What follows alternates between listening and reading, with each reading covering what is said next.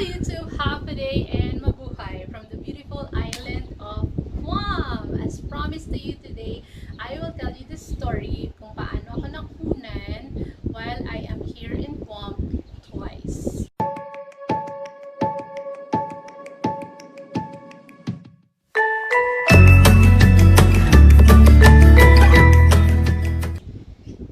So come join me as we go through the very traumatic experience that I went through.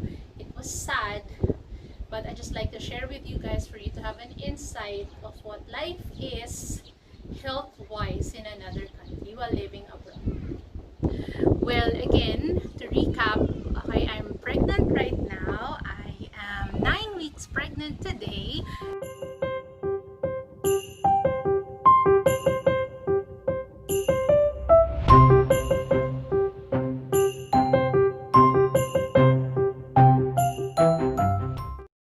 And before I move through with this pregnancy, gusto ko lang ikwento kung gaano ka-traumatic, as I mentioned, yung naging experience ko nung ako'y nakunan first 2 times. My first time viewers, my name is Miss D.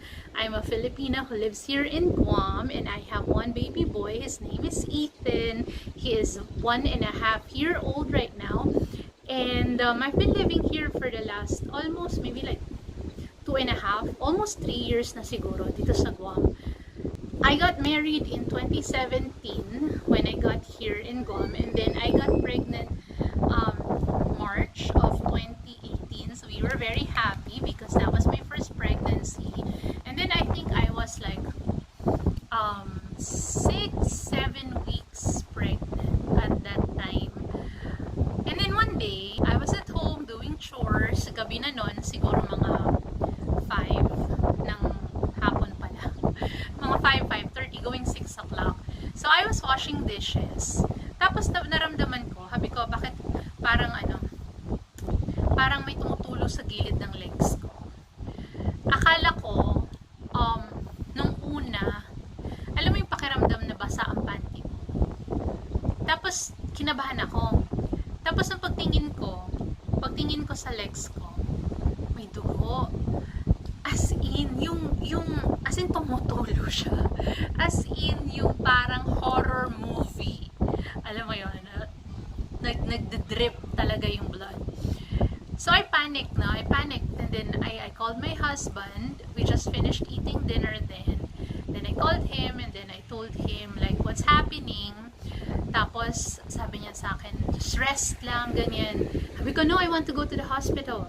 Buti na lang yung private hospital dito, yung parang medical city dito sa Guam, ang tawag GRMC, malapit lang sa house namin. So right then and there, nagpasugod ako sa hospital. Nakarating kami doon mga 7 p.m.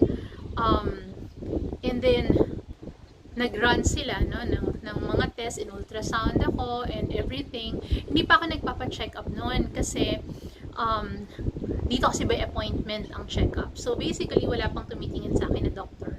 Tapos nung pagdating sa ER, yung ER doctor, hindi naman siya OB, pero siya lang yung tumingin sa akin. I spent like 4 hours in the ER. And my bill was like $2,000. That's like roughly around 100,000 pesos. Kasira ng ulo, diba?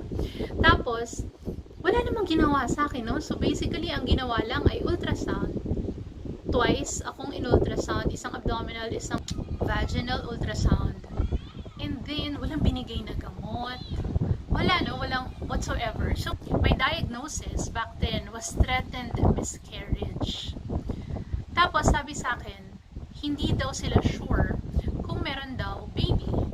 Kasi dun sa ultrasound, they see a sac, but there's no baby in it. So, parang, I was so confused. Now, what's happening? Like, I can't really tell, no, if I was already having a miscarriage. Okay, so, at the end of the day, pinauwi ako ng, wala lang, ganun-ganun lang. And then they asked me to do a follow-up after a week in Sagwa, Managua. It's like a birthing center. dito sa Guam.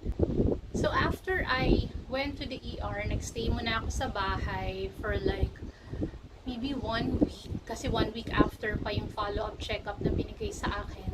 That entire week, as in tuloy-tuloy akong dinugo.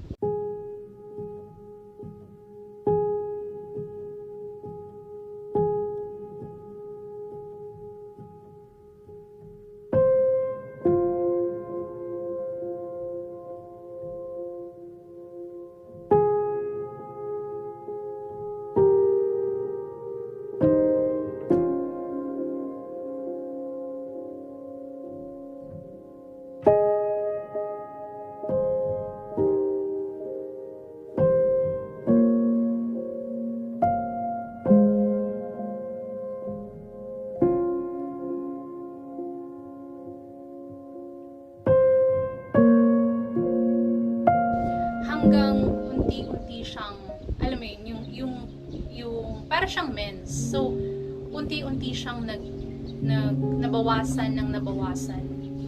Then eventually, so I went to Sagwa, Managua, and ang tumingin sa akin doon was a midwife. I was actually looking for a doctor.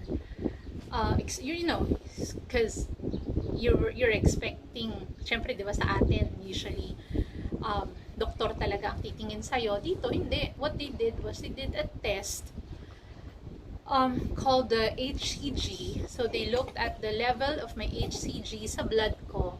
And then, yun nga, no? So, parang kumbaga, blood test lang. Tapos sabi nila, kailangan daw itong bumaba hanggang below, hold on, what's the number? 500. So, 500, that was their way of knowing na tapos na yung miscarriage. Just through the blood work.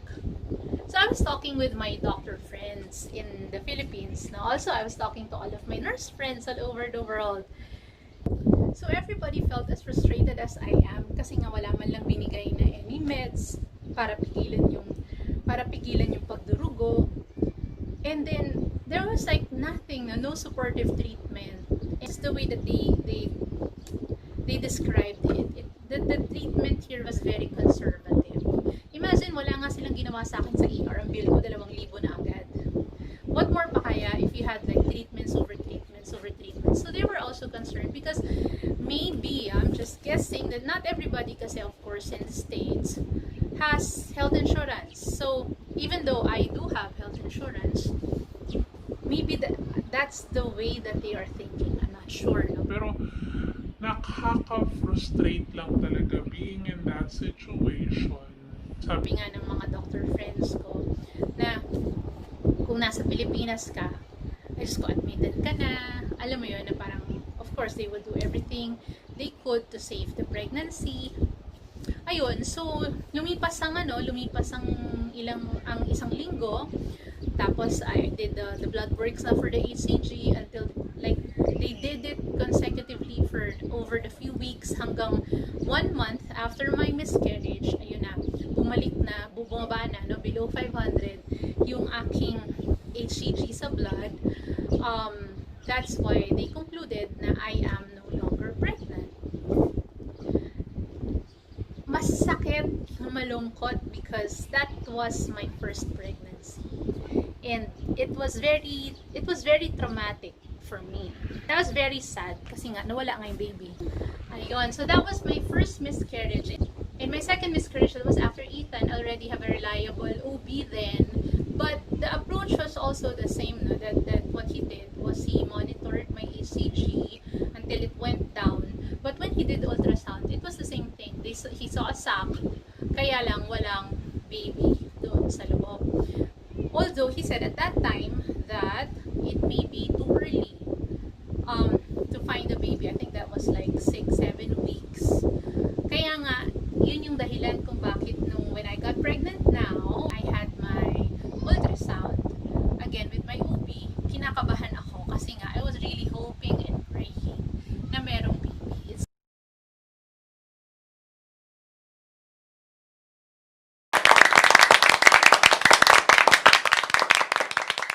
I never thought it would be this difficult to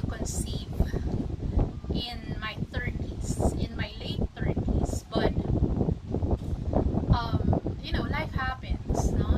And there are a lot of factors why I had to wait this long before I could have my own baby. But I am hoping and praying that this pregnancy will be a successful one, that it will be a safe one, and that I would be able to have a healthy baby, hopefully baby girl. So, yun lang. So that is, how different na my experience is losing a baby while I am here abroad. You might think na kapag nasa abroad ka, that everything is like glitz and glamour, and that life would be easier, the technology would be more advanced, but it is not really the case here in Guam. It's like a US province, it's a US territory, it's an island, we have limited resources, and you just have to live with that. Ayun, so yun lang guys. So in my next video, I'll be doing the pros and cons of getting pregnant in your 30s. So abangan nyo yan, para kung sino man sa inyo ang nasa mga late 20s na, turning 30, you might have something to think about. Or if you're in your early 30s, I will give you a lot of things